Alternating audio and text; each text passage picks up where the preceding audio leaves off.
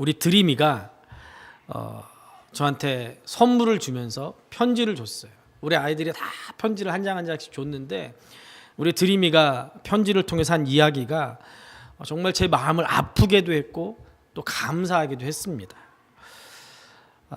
제가 작년에 우리 교회를 부임하고 나서 우리 아이들이 새로운 환경에 적응하는 게 좀 힘들겠구나 그렇게 생각은 했는데, 그리고 또 잘 이겨냈구나 했는데 우리 드림이가 어제 편지에다가 뭐라고 했냐면 내색은 하지 않았는데 너무 힘들었다는 거예요. 그래가지고 우리 교회로 이제 옮기고 그리고 우리 동네로 이사하고 전학을 하고 한 이후에 좋아했던 친구들 또 학교들 선생님들 또 정 붙였던 교회를 떠나가지고 완전히 새로운 곳으로 오니까 이게 다 아빠 때문이라는 생각에 밤마다 울었대요.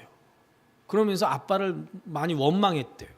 저는 그것도 모르고 있었어요. 그냥 좀 힘들겠지. 근데 대견하게 잘 이겨내고 있구나. 이렇게만 생각했는데 밤마다 그렇게 울었다는 얘기를 들으니 그 편지를 보니까 너무너무 미안하고 그렇더라고요. 네.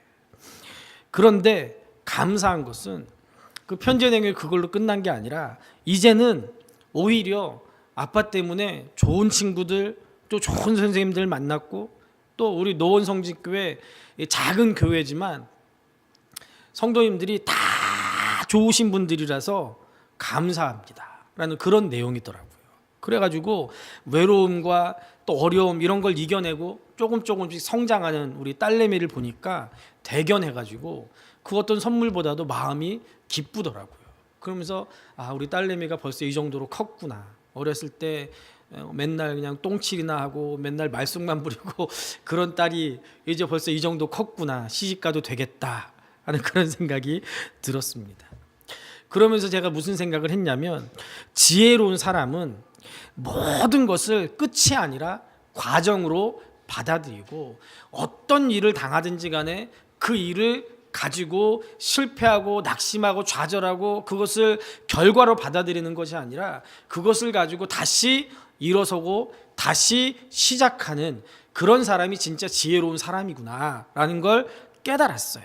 실패도 과정으로, 성공도 과정으로, 심지어 죽음도 인생의 끝이 아니라 천국으로 가는 과정으로 받아들이는 거, 그게 바로 우리 믿음을 가진 신앙인들의 삶인 줄로 믿습니다.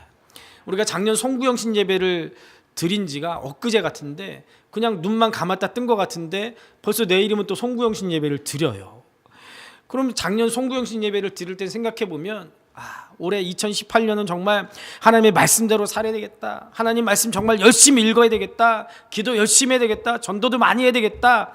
내가 정말 모든 일을 하든지 무슨 일을 하든지 열심히 해야지. 그렇게 하면서 출발했는데 여러분들 결과가 어떻습니까? 올 한 해 여러분들 어떻게 사셨습니까? 물론 열심히 사시고 최선을 다해서 사셨겠지만 우리가 우리의 삶을 돌아볼 때 만족하지 못한 삶을 살았다고 생각하는 분들이 더 많은 것 같아요. 그러나 이루지 못했다고 실망하지 마시고 과정으로 받아들일 수 있기를 바랍니다. 오늘 성경 말씀에 보면요 60대 초반에 처절하게 실패한 한 인물이 나옵니다. 유다의 제14대 왕이었던 므낫세 왕이에요. 므낫세는 12살이 어린 나이에 왕으로 등극했습니다. 남북 이스라엘 유다의 왕들을 다 통틀어서 이 므낫세가 최장기 집권을 했습니다. 남북왕 남쪽 유다 북쪽 이스라엘 왕을 통틀어가지고 40년을 통치한 왕이 4명이 있었고요 52년을 통치한 왕이 1명이었었는데요 이 므낫세는 무려 55년을 통치를 했습니다. 그런데 55년을 통치하면서 60대에 자기가 의지하고 믿었던 아수르가 자기한테 쳐들어와 가지고 이 므낫세 왕을 포로로 잡아간 거예요.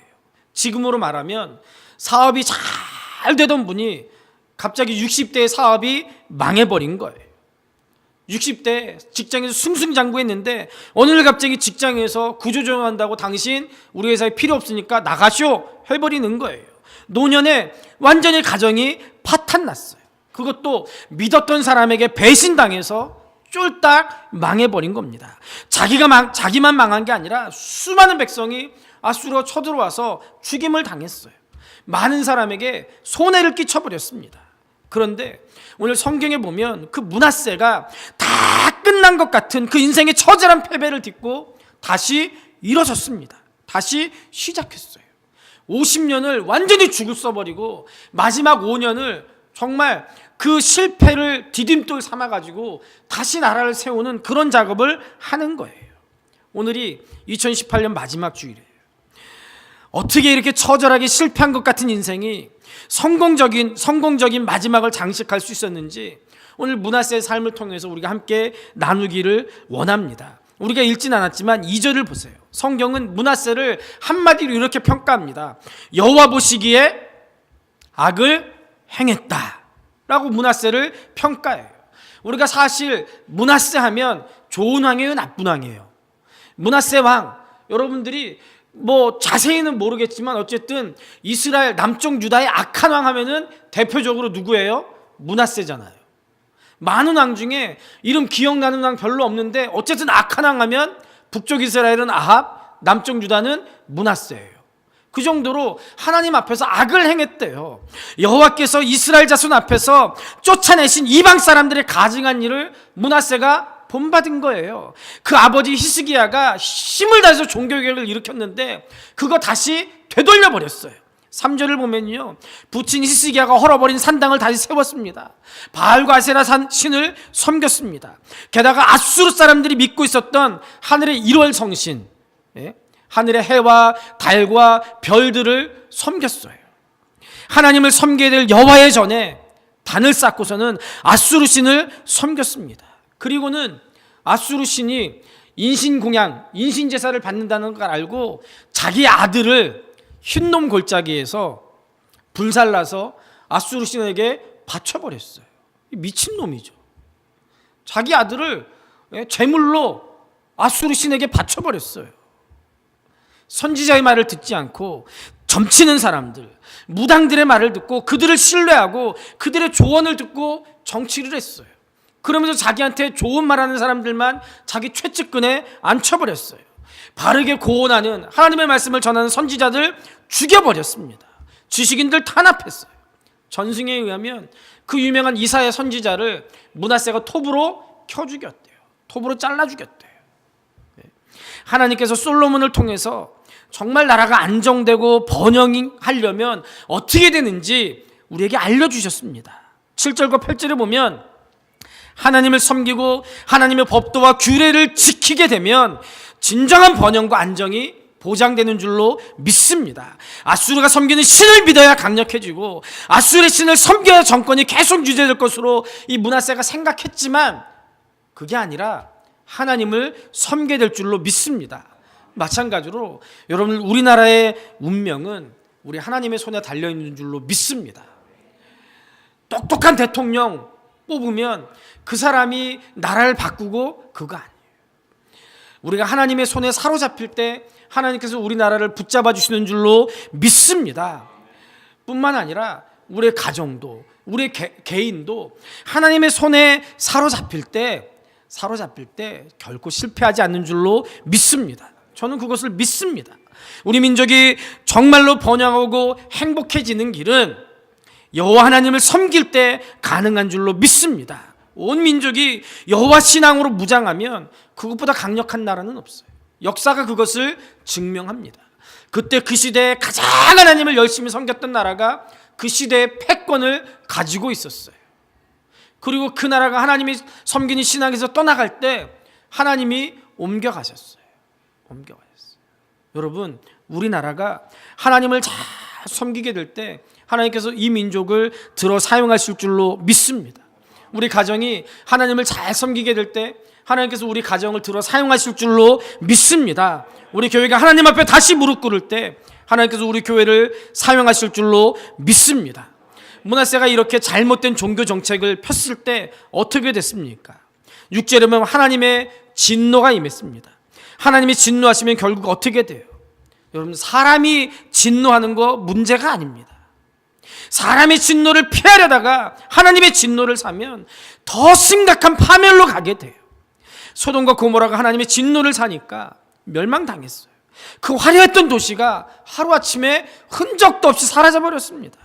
하나님의 진노를 사니까 그 막강한 권력을 가지고 있었던 헤롯 대왕이 충이 먹어 죽었어요. 벌레 먹어 죽었어요. 하나님의 진노를 사니까 영원할 거라고 생각했던 바벨론도 멸망하고 말았습니다.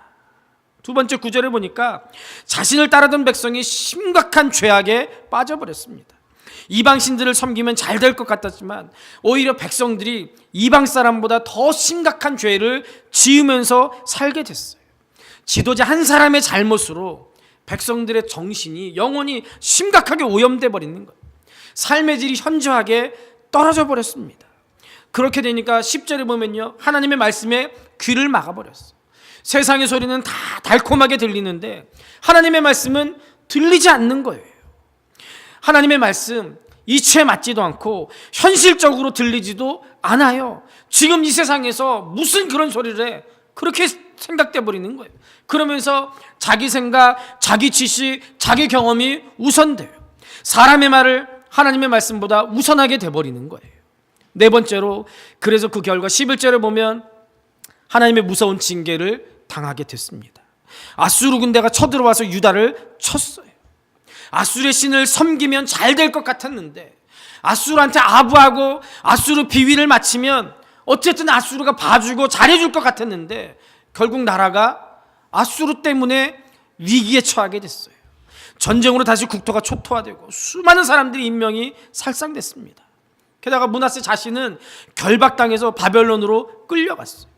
당시 아수르는 포로로 끌고 갈 때 포로들의 코를 꿰가지고 끌고 갔답니다. 갈고리로 코를 꿰가지고 끌고 갔대요. 소처럼, 짐승처럼 갈고리에 코를 꿰고 쇠사슬을 차고 끌려가는 그 왕의 모습, 얼마나 수치스럽고 얼마나 치욕적입니까? 대낮에 한나라의 임금이 다른 신하들과 백성들이 보는 앞에서 갈고리에 코를 꿰어가지고 끌려가는 모습 한번 생각해 보세요. 우리나라도 지금 삼전도의 굴욕이라고, 청나라의 임금이 청나라 왕한테 신하의 예를 갖추고 절한 거, 그거 아직도 치욕이라고 역사 시간에 배우잖아요. 근데 이 므낫세는 그 정도가 아니라 코가 꿰어가지고요, 빨개 벗겨져가지고 쇠사슬에 끌려가지고 그 끌려가는 거예요. 개 돼지처럼요.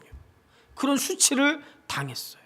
정말 말할 수 없는 치욕이고 고통이었을 겁니다. 그런데 여러분들, 우리 모두는 이 므낫세 왕처럼 실패할 수 있다는 거예요. 그러나 우리 하나님은 우리가 이렇게 실패로 인생을 마감하기를 원하지 않습니다. 실패를 딛고 일어서기를 원하시는 줄로 믿습니다. 그래서 므낫세 왕은요, 이런 치욕과 이런 처절한 실패를 딛고 다시 일어섰어요. 그래서 므낫세 인생의 마지막은 성공이었습니다. 승리였습니다. 그럼 우리가 어떻게 하면 실패를 딛고 일어설 수가 있습니까? 첫째, 실패로 끝나지 않는 인생이 되려면 무엇보다 하나님께로 돌이켜야 될 줄로 믿습니다. 므낫세 왕은 60대 초에 모든 것을 잃어버리고 비참하게 포로로 끌려가는 상황에서 어떻게 합니까? 12절 말씀을 보세요. 그가 환난을 당하여 그의 하나님 여호와께 간구하고 그의 조상들이 하나님 앞에 크게 겸손하여 라고 말씀하고 있습니다. 므낫세가 환난을 당하니까 그때서라도 하나님 앞에 나가서 크게 겸손해지고 자신의 교만을 회개합니다. 하나님께로 돌이키는 거예요. 13절 하반절에 보세요. 그제서야 비로소 여호와께서 하나님이신 줄 알았다는 거예요. 아수르가 섬기는 그 신, 이럴 성신이 진짜 하나님이 아니고 하나님만이 진짜 하나님이라는 걸 그때서야 알았다는 거예요. 처절한 실패를 통해서 회복시켜 주실 거라는 기대를 가지고 므낫세가 하나님께 돌이키는 거예요. 뼈저리게 실패를 통해서 다가오는 살아 역사하는 하나님을 므낫세가 그때서야 만났습니다. 므낫세가 이런 처절한 환난을 당하지 않았을 때 어떤 삶을 살았습니까? 하나님께 대한 기대가 전혀 없었던 사람입니다. 힘 있고 권력 있고 건강 있고 돈 있으니까 무늬만 있는 형식적인 신앙인에 불과했습니다. 아버지가 그 유명한 믿음 좋은 히스기야였으니까 어릴 때부터 그 아버지 따라서 형식적으로 교회 가서 예배는 드렸을 거예요. 형식적인 신앙은 떠나지 않았을 겁니다. 그러나 10절을 보세요. 자기가 권력 있으니까요, 하나님을 무시하는 삶을 살았어요. 그 하나님께서 어떻게 합니까? 11절에 최악의 처방을 하신 거예요. 아무리 막강한 권력도 하나님의 징계 앞에서는 철저하게 무너질 수밖에 없습니다. 므낫세 왕이 이런 환난 앞에 자신의 죄를 인정하고 하나님 앞에 겸비하게 회개했습니다. 하나님께 돌이킨 거예요. 여러분들 어떤 처절한 상황에 처할지라도 그 상황에서 하나님을 만나서 하나님께로 돌이키면 그 인생은 실패한 인생이 아니고 다시 회복될 수 있고 그 상황 끝이 아니라 과정이 될 수 있는 줄로 믿습니다. 그 아버지 히스기야 왕을 보세요. 중년에 후계자도 없이 나라가 위태로운데 병이 들었어요. 죽는다는 거예요. 잘 나가니까 교만했습니다. 하나님보다 자신의 능력을 과신했어요. 그런데 죽을 병이 드니까 히스기야가 다시 하나님 앞에 나갑니다. 히스기야가 얼굴을 벽으로 향하고 하나님께 통곡하면서 기도합니다. 그의 불치병이 하나님께 돌이키는 도구가 된 거예요. 그 히스기야는 하나님을 만나서 불치병을 끝이 아니라 축복을 가져다는 과정으로 만들어버리고, 그리고 하나님께서 그 불치병에서 살려주시고 15년 동안 살려주신 그 기간 동안에 누굴 낳았어요? 후계자가 없었는데 후계자 므낫세를 낳았어요. 다윗을 보세요. 나라의 땅이 점점 많아지고 권력이 더 든든해졌습니다. 잘 나가게 됐어요. 그러니까 부하들은 전쟁에 나가서 생명 걸고 싸우고 있는데 전쟁에 나가지 않고 왕궁에 있다가 이웃집 여자 눈 맞아가지고 간음하고 그의 남편 전쟁터에서 자기를 위해서 생명 걸고 싸우는 그 남편을 전쟁터에서 죽게 만들어서 살인했어요.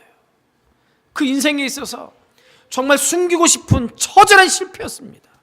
그런데 다윗이 그것으로 끝났다면 다윗의 이름이 존경받는 그런 이름이 되지 못했을 거예요.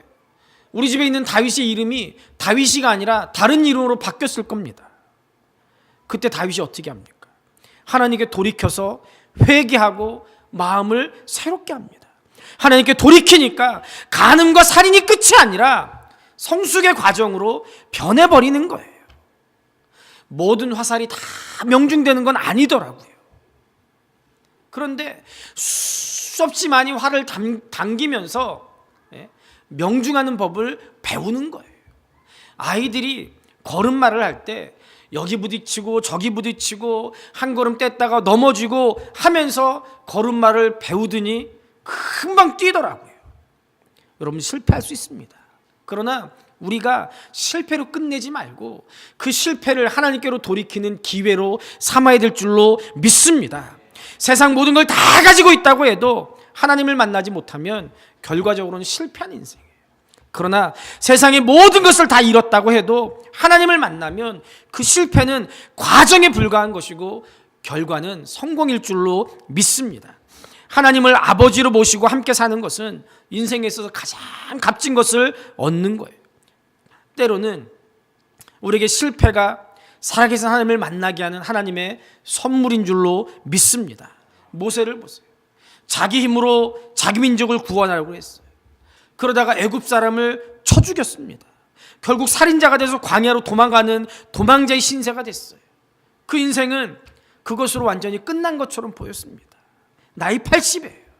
그런데 나이 80이 돼서 하나님이 모세를 만나 주셨어요. 그리고 그 인생은 그 실패, 40년 동안의 그 광야의 그 실패 같은 그 삶을 과정으로 삼아서 80에 다시 시작해서 민족의 지도자가 돼서 가나안을 눈앞에 두는 거기까지 이스라엘 민족을 이끌어가는 민족의 지도자가 될 수가 있었습니다. 여러분, 하나님을 만나면 실패는 끝이 아니라 과정에 불과한 줄로 믿습니다. 우리 인생에도 바벨론이 있습니다. 이 바벨론은 전화위복의 장소입니다. 우리 인생에서 때로는 광야길을 걸어갈 때가 있습니다. 그러나 이 광야는 하나님이 우리에게 주시는 훈련소인 줄로 믿습니다. 살아계신 하나님을 만나는 장소입니다. 그곳에서 하나님을 만나면 실패한 인생에서 승리하는 인생으로 변화되고 우리가 하나님이 쓰시는 그런 하나님의 사람이 될 줄로 믿습니다. 로버트 클린턴 박사가 1982년부터 성경과 교회사에 등장하는 사람 900명을 연구했어요. 그런데 900명 중에 뛰어난 지도자로 평가된 사람은 100명에 불과했고 그 중에서 인생의 결승점까지 멋지게 통과한 사람은 별로 많지 않더라 하는 것을 발견했습니다. 우리가 역대하 말씀을 12월 내내 보면서 우리가 깨달았잖아요. 처음과 나중이 똑같은 왕 별로 없었어요. 별로 없었어요. 특히 성경 속에서 보면 인생의 끝부분까지 기록된 사람은 불과 49명밖에 없었답니다. 클린턴 박사가 마지막까지 잘 끝낸 사람, 아브라함, 욥, 요셉, 엘리야, 예레미야, 다니엘, 요한, 바울, 그리고 베드로, 이 정도라고 분류를 했어요. 그러면서 지난 수십 년간 미국의 여러 목사님들을 직접 지켜보면서 인터뷰했는데 놀랍게도 90% 이상이 끝이 좋지 않았답니다. 때로는 목사님들이 스캔들로 실족했고 교회 안에 심한 분열, 또 덕스럽지 못한 은퇴로 목사님들의 90% 이상이 끝이 좋지 않더래요. 네. 여러분, 저를 위해서 기도해 주세요. 끝이 좋은 목사 되게 해달라고 기도해 주십시오. 저는 욕심이 많은 사람이고 그런 사람이라서 저는 두려워요. 나도 나중에 그렇게 되지 않을까. 멋있게 은퇴하게 해달라고 기도해 주십시오. 클린턴 교수는요, 끝이 좋은 사람들의 특징을 한 가지로 지적했는데 그게 뭐냐, 높이 계신 하나님을 바라보면 사는 것이다 라고 얘기했습니다. 그러면서 다니엘을 특징해서 가리키면서 정말 잘 끝낸 사람의 모범이다 라고 얘기했어요. 다니엘서 1장에 나온 청소년 다니엘이나 6장에 나온 80대 노인 다니엘의 모습이 변함없이 멋진 삶이었다라고 그렇게 얘기를 합니다. 이렇게 시작도 과정도 끝도 좋은 것은 다니엘의 삶이 어떤 상황을 만나든지 하나님을 바라보는 삶이었기 때문이다 라고 그렇게 얘기합니다. 항상 높이 계신 하나님을 인식하고 살았다는 거예요. 나라와 성정과 부모를 잃고 포로로 끌려온 상황에서도, 또 정말 얕은 얼음 위를 걸어가는 것 같은 그런 불안불안한 정치적인 현실 속에서도, 억울한 누명을 쓰고 사형 선고를 받았을 때도 높이 계신 하나님을 바라보면서 흔들리지 않았기 때문에 처음과 끝이 동일할 수 있었다는 거예요. 여러분, 어떤 위기를 만나도 그 위기 가운데 하나님께 대한 기대를 가지고 하나님을 만나고 하나님께로 돌이키면 그 위기는 끝이 아니라 축복을 받는 과정으로 바뀌게 될 줄로 믿습니다. 두 번째로, 실패를 통해서 기도하면 근본적인 문제가 풀리고 새 힘을 얻는 능력의 사람이 될 줄로 믿습니다. 므낫세가 이런 처절한 실패와 환난 가운데 하나님께 무릎을 꿇었습니다. 실패를 통해서 자신의 힘으로는 어떻게 할 수 없다는 사실을 깨닫고 므낫세가 하나님 앞에 무릎을 꿇었어요. 아수르 사람들이 믿고 있는 신이 자기를 지켜줄 것이라고 생각한 것이 잘못됐다는 것을 깨달았습니다. 그렇게 패망의 위기에 처하니까 정신 차리고 므낫세가 하나님 앞에 기도합니다. 죽음의 위기 앞에 하나님께 나갔어요. 갖은 수치와 고난을 당하고 하나님께 간구합니다. 여러분들 같으면 어땠겠어요? 여러분들 철저하게 배신했던 사람이 나 용서해 주세요, 내가 잘못했어요, 그 여러분들 앞에 와서 무릎 꿇는다면 여러분 같으면 어떻게 하겠습니까? 저 같으면 어떻게 할까요? 웃기고 있네, 그러지 않겠습니까? 네가 나한테 한 걸 생각해, 겨우 무릎 한번 꿇는다고 내가 널 용서할 수 있어? 이게 사람의 마음일 거예요. 그런데 여러분들, 하나님을 보세요. 저는 성경을 보면 하나님은요, 죄송한 말씀이지만 별도 없는 분인 것 같아요. 아무리 나쁜 짓을 하더라도 하나님 앞에 잘못했어요, 하나님 용서해 주세요. 그러면 우리 하나님은 언제든지 받아주세요. 언제든지 받아주시더라고요. 저도 살면서 하나님 앞에 수없이 죄 짓고 하나님 앞에 수없이 잘못했는데 그때마다 하나님 잘못했습니다, 하나님 내가 잘못했어요. 그러면 하나님이요, 야, 너 어떻게 그럴 수 있냐, 너 어떻게 매번 그렇게 똑같니? 한 번도 그러지 않더라고요. 그냥 아무 말씀 없이 어깨 두드려주고 등 두드려주시는 거예요. 받아주세요. 오늘 므낫세도 하나님 앞에 나왔어요. 갖은 수치와 고난을 당하고 하나님께 기도합니다. 이렇게 배신하고 철저하게 하나님께 등을 돌렸는데 하나님이 어떻게 합니까? 은혜와 사랑이 넘치는 하나님이세요. 우리 죄가 주홍같이 붉을지라도 양털같이 희게 만들어주시는 분이 우리 하나님이신 줄로 믿습니다. 어떤 죄악 가운데 있다고 할지라도 하나님께 돌이켜서 회개하고 우리 주님께 고하면 용서해 주시고 그 기도를 들으시고 응답해 주시고 회복시켜 주시는 분이 바로 우리 아버지 하나님이신 줄로 믿습니다. 내 공로가 아니라 우리 주 예수 그리스도의 공로 때문에 하나님이 우리를 받아주세요. 예수님께서 요한복음 14장 13절에서 14절에서 이렇게 말씀합니다. 너희가 내 이름으로 무엇을 구하든지 내가 시행하리니 이는 아버지로 하여금 아들을 인하여 영광을 얻으시게 하려 함이라. 내 이름으로 무엇이든지 내게 구하면 내가 시행하리라. 예수님의 이름으로 하나님 앞에 나가면 하나님이 우리를 받아주신 줄로 믿습니다. 므낫세가 처절한 환난 가운데 실패 가운데 하나님께 기도했어요. 이때 하나님은 어떻게 해주십니까? 13절을 보면 하나님께서 그 기도를 받으시고 그 간구를 들으시고 므낫세를 다시 예루살렘으로 보내주셨어요. 회복시켜주셨어요. 다시 왕으로 세워주셨어요. 여러분, 지금 어떤 실패의 늪 속에 있습니까? 영적으로 실패의 늪 속에 갇혀있지는 않습니까? 육신적으로, 경제적으로, 또 영적으로 실패의 늪 속에 갇혀서 어떻게 할 수 없는 그런 상황 가운데 있는 분 계시지 않습니까? 그 실패가 끝이 아니라 다시 일어서는 과정이 되게 하기 위해서 우리는 무엇보다 하나님께 나와서 기도해야 됩니다. 예레미야 33장 3절에 보면 너는 내게 부르짖으라 내가 네게 응답하겠고 네가 알지 못하는 크고 비밀한 일을 네게 보이리라 라고 말씀하고 있습니다. 한나를 보세요. 결혼했어요. 너무 행복했어요. 그러나 아이가 생기지 않았어요. 이때 당시 아이 낳지 못하는 여인은 실패한 여인이었어요. 실패 현장에 이르렀습니다. 아이 낳지 못한다고 남편이 다른 여인을 얻어서 세장가 들었어요. 자기가 아이를 낳지 못했으니까 남편이 세장가 드는데 할 말이 없었어요. 게다가 세장가 들은 그 분인나가 아들을 낳아버렸으니 누구 잘못이라는 게 판단이 된 거예요. 자기 잘못, 한나의 잘못이라는 게 판단이 된 거예요. 남편은 잘못이 없었던 거예요. 그때 한나는 그것을 끝으로 받아들이지 않았어요. 그 실패 현장을 기도의 현장으로 바꿔버렸습니다. 하나님 앞에 나가서 술 취한 여자라고 오해받을 정도로 간절하게 매달려 기도했더니 그 기도를 통해서 능력의 아들 사무엘이 태어나고 사무엘을 통해서 이스라엘이 구원되는 놀라운 역사가 일어났습니다. 우리 하나님께서는 어떤 실패 현장에서도 어떤 환난의 현장에서도 기도하면 그 기도를 들으시고 받아주시고 회복시켜주시는 하나님이심을 여러분들 믿으시기를 바랍니다. 마지막 세 번째로 실패를 딛고 일어서려면 하나님이 기뻐하시는 삶으로 우리의 삶을 변화시켜야 될 줄로 믿습니다. 므낫세의 삶이 처절하게 실패한 이후에 기도하고 다시 하나님께 회복시켜 주셔서 어떻게 됐습니까? 그 실패가 독이 돼서 수치심의 노예가 되지 않았어요. 얼마든지 수치심의 노예가 돼서 국민 앞에 얼굴도 내밀지 못하고 숨어 살 수도 있었을 겁니다. 만백성이 아는 가운데 수많은 사람들이 보는 가운데 코가 꿰어가지고 포로로 잡혀갔어요. 아버지 히스기야의 종교개혁을 완전히 뒤집어버린 사람입니다. 죽을 병에 걸려서 아버지가 기도해서 낳은 아들인데 철저하게 하나님의 은혜를 망각해버렸습니다.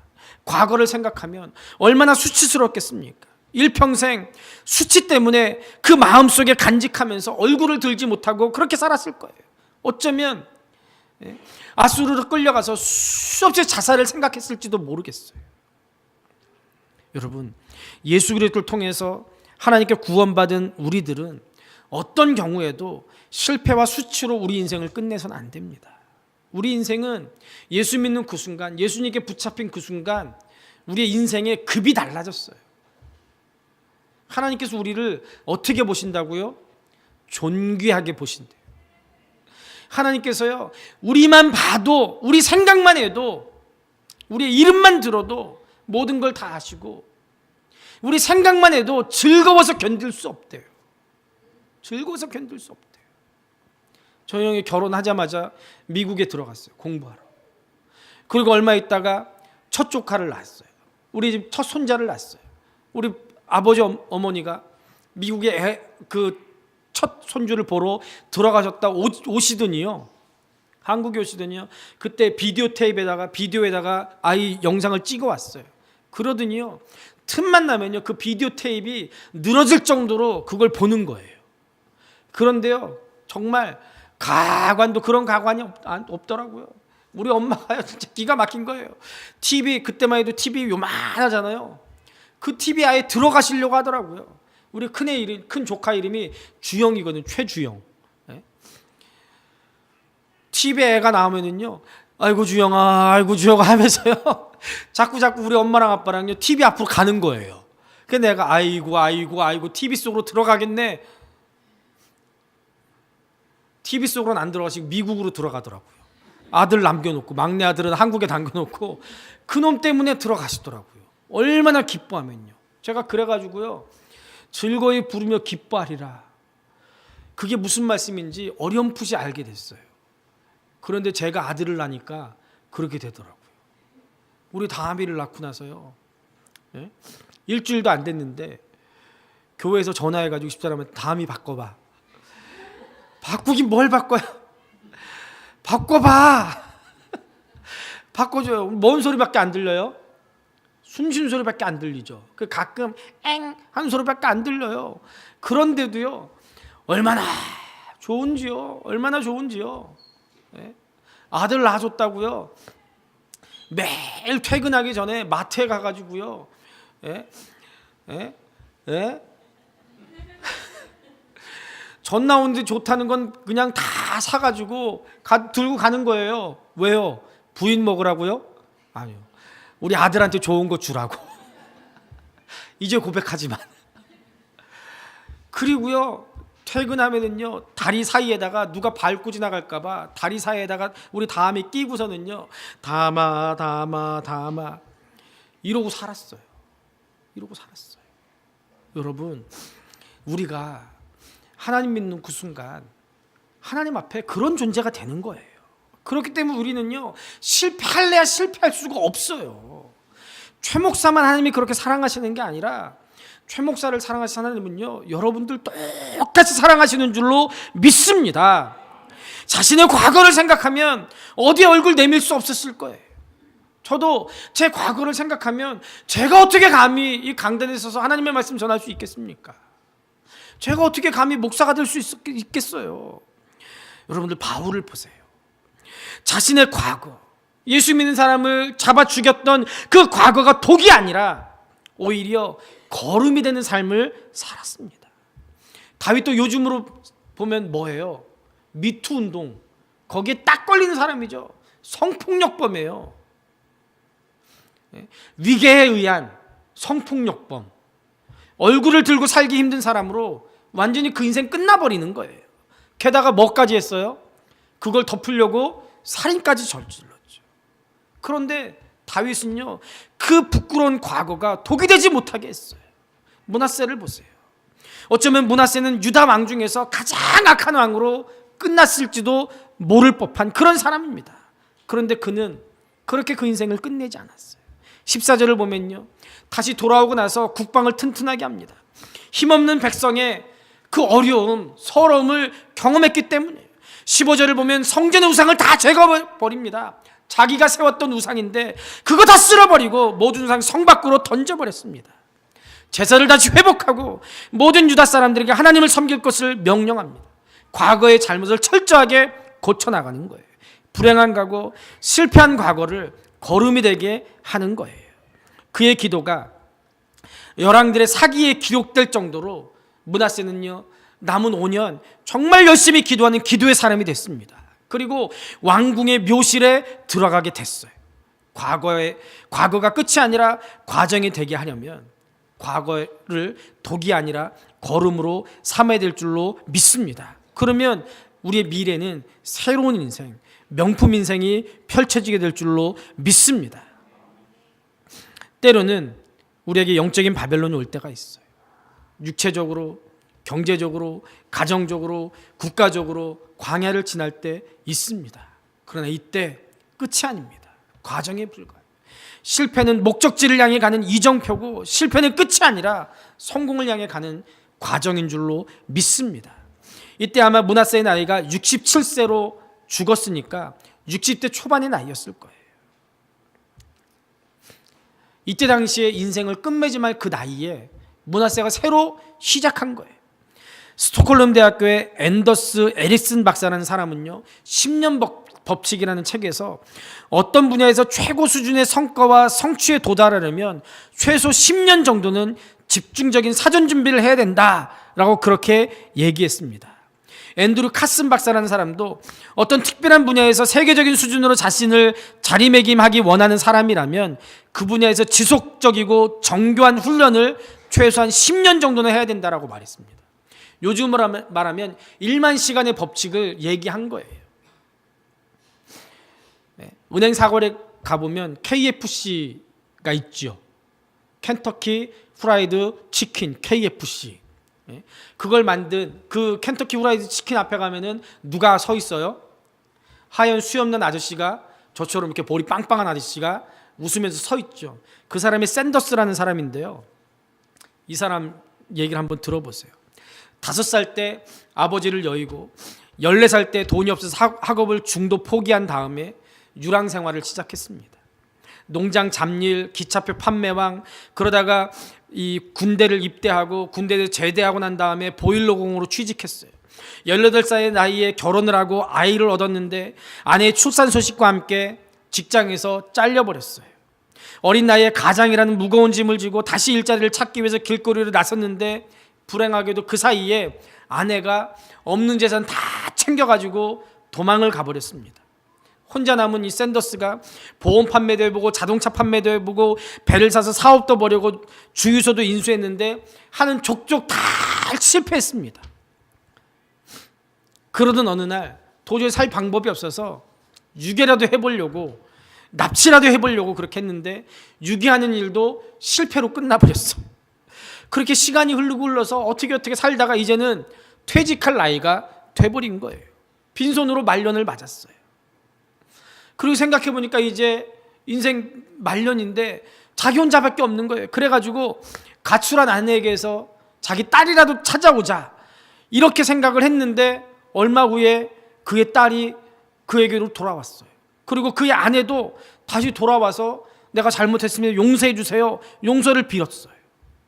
샌더스가 이제 완전히 끝이라고 생각하는 그 늦은 시간에 그런 걸 보면서, 야, 내가 실패한 게 아니구나, 내가 이제 다시 가족이 생겼으니까 내가 뭔가 좀 해봐야 되겠다라는 생각을 가지고 다시 시작을 했는데요. 뭘 가지고 시작을 했느냐, 매월 105달러의 연금이 나왔는데 이 105달러의 연금을 모아가지고 새로운 사업을 구상했는데 그 사업이 뭐냐면 닭을 튀겨서 파는 거였어요. 그런데 그 닭을 튀겨서 파는 일이 점점 번창을 해가지고 88세가 되던 해에 KFC 그걸 뭐라고 그래요? 체인점, 세계적인 체인점의 사장이 된 거예요. 몇 살이에요? 88세예요. 이걸 하기 전까지 수없이 실패한 거예요. 여러분, 지금의 나를 그대로 방치하지 말고 과정으로 삼아서 나를 바꾸면 돼요. 그러면 결과가 엄청나게 차이 날 줄로 믿습니다. 물론 스펙도 중요하지만 그게 전부가 아니더라고요. 그 유명한 사과가 떨어지는 걸 보고 만유인력의 법칙을 발견했던 뉴턴은요, 학교에서 성적이 끝에서 2번째였대요. 세익스피어는요 14살까지밖에 학교 교육을 받지 못했고요. 파스칼은요 학교를 가보지 못하고 독학을 했대요. 발명왕 에디슨은요 여러분들 다 알다시피 초등학교 몇 년간 꼴찌만 했던 사람이었답니다. 그 유명한 2차 대전을 승리로 이끌었던 윈스턴 처칠은요 학교 다닐 때 낙제를 밥 먹듯이 했대요. 노벨 문학상을 받았던 영국의 버나드 쇼, 스웨덴의 욘손이라는 사람은요 초등학교까지밖에 졸업하지 못했대요. 다나카 일본 총리, 메이저 존 총리도요 고등학교 졸업이 학력의 전부였답니다. 그런데도 세계사를 바꾼 위대한 인물이 됐어요. 스펙이 전부가 아니에요. 그럼 좋은 가문에서 태어나야 돼요. 천문학의 발전에 크게 공헌했던 코페르니쿠스는요 폴란드의 빵집 아들이었어요. 요하네스 케플러라는 사람은요 독일의 선술집 아들, 그리고 자기도 술집 점원이었답니다. 모세는 노예의 아들이었죠. 아브라함은 우상장사의 아들이었죠. 다윗은 목동이었죠. 베드로는 뭐였어요? 가난한 어부였어요. 사사 입다는 기생의 아들이었습니다. 삼손은 바람둥이였어요. 기드온은 쫄보였어요. 겁쟁이였어요. 아모스는요 농사꾼이었어요. 엘리사도 부름받을 때 소모는 농부였어요. 그러나 하나님의 손에 붙들려서 한 시대 위대하게 쓰임 받았습니다. 이들은 자기의 환경을 탓하지 않고 그 환경을 과정으로 삼아서, 발판으로 삼아서 하나님께 붙들려서 하나님께 쓰임 받았던 사람들인 줄로 믿습니다. 하나님은 예레미야 선지자를 통해서 우리에게 이렇게 말씀합니다. 나 여호와가 말하노라. 너희를 향한 나의 생각은 내가 하나니 재앙이 아니라 곧 평안이요 너희 장래에 소망을 주려 하는 생각이라. 하나님이 우리에게 허락하신 모든 것은 우리를 저주하고 우리를 힘들게 하기 위한 것이 아니라 어떻게 하시려고요? 우리에게 평안을 주시고 장래에 소망을 주시기 위한 그 디딤돌로 삼게 하시려고 지금 이런 상황, 이런 환경을 주셨다는 거예요. 여러분, 올 한 해 어떻게 보내셨습니까? 여러분들 스스로가 점수를 주신다면 몇 점이나 주실 수 있겠습니까? 아니, 올 한 해뿐만 아니라 여러분들의 인생을 돌아볼 때 지금까지 살아온 인생 몇 점이나 주실 수 있겠습니까? 이 정도면 만족해, 이렇게 생각한 분도 계시겠지만 스스로 생각할 때 부족하다고 생각하고 내가 더 잘 살았어야 되는데, 내가 더 열심히 살았어야 되는데 후회하는 분들도 있을 거예요. 또 실패하고 또 패배했다고 생각하는 분들도 계실지 모르겠습니다. 그러나 우리에게는 아직 소망이 있습니다. 므낫세는 55년의 통치 기간 중에 50년을 실패했어요. 마지막 5년을 인생의 황혼, 그 마지막 5년, 그 인생의 황혼의 큰 실패를 맛보고서야 하나님께 돌이키고 기도해서 바로잡고 회복되고 결국에 승리했습니다. 우리에게는 아직 기회가 많이 남았어요. 야구를 보면요, 9회 말 3아웃까지 잡아야 야구가 끝나는데요, 9회 말 2아웃까지 쥐고 있다가 마지막 아웃 카운트 하나를 남기고 역전 말로 홈런을 쳐서 이기는 경우가 얼마나 많은지 몰라요. 그래서 제가 가끔 야구를 보다가 우리 아내한테 그 얘기를 해요. 야, 우리가 9회까지 지다가 이겼어. 혹은 반대로, 우리가 9회까지 이기다가 마지막 한 놈 때문에 졌어. 그게 야구예요. 그래서 너무너무 재밌어요. 그런데 우리 인생도 똑같아요. 많은 사람들이 야구는 인생의 축소판이라고 그래요. 맞아요. 우리가 80년 살면은요, 어쩌면 79세까지 계속 실패한 인생을 살지도 몰라요. 그런데 하나님이 우리 인생 마지막에 역전하게 하시는 분인 줄로 믿습니다. 하나님께서 우리에게 내년을 또 허락하셨어요. 내년에는 조금 더 잘 살아보라고, 조금 더 예수님을 닮아가라고, 조금 더 성장하고 조금 더 성숙하라고 우리에게 2019년을 주십니다. 므낫세가 큰 실패와 치욕을 디딤돌 삼아서 하나님께 돌이켰듯이, 하나님께 기도했듯이 우리도 올해의 실패와 좌절을 디딤돌 삼아서 내년에는 더욱더 힘을 낼 수 있기를 바랍니다. 더 사모하고 더 기도하고 더 헌신해서 하나님과 사람들에게 성공한 인생으로 평가받는 여러분들 될 수 있기를 우리 주님의 이름으로 축복합니다.